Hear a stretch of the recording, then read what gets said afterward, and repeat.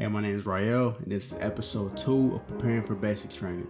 If you watched episode 1, you know that I got medically disqualified from joining the military because of some medical information I forgot to tell my recruiter. As of right now, I submitted all my information, and I'm just waiting to hear back from my recruiter just saying, hey, you ready to enlist, my boy? Even though we got that little hang up, today we got 2 main things on our to-do list: working out and laundry.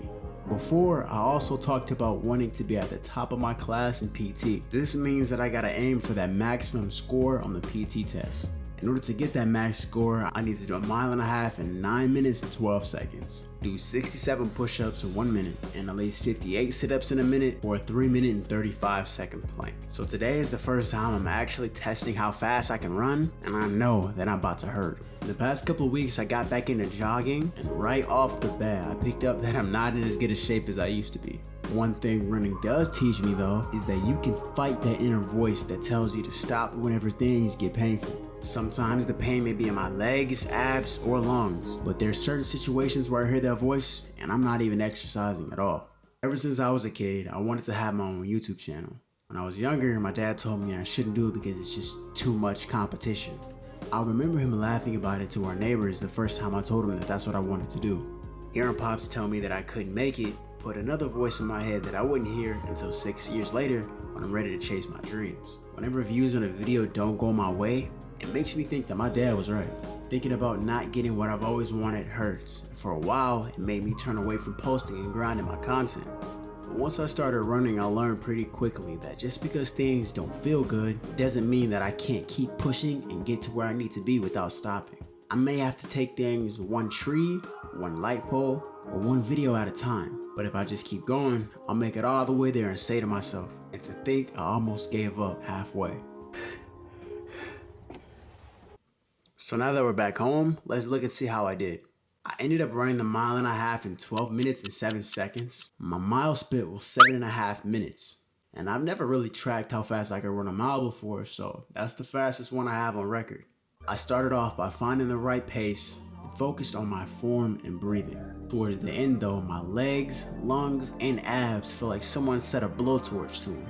By then I know I had slowed down a lot, but I focused on my turnover speed and knee drive to make sure that I don't lose too much momentum. But all in all, it was a good run.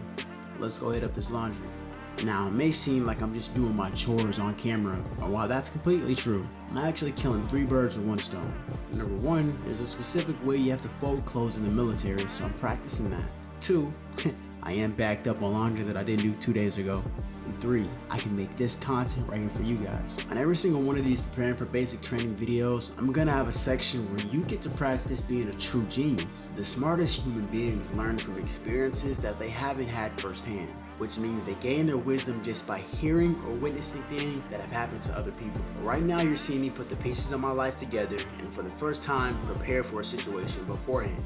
I say that because my high school years were spent going from one distraction to the next and being carried by my good memory and smooth talking. School and learning came easy, but connecting with society and feeling a part of it was a little difficult.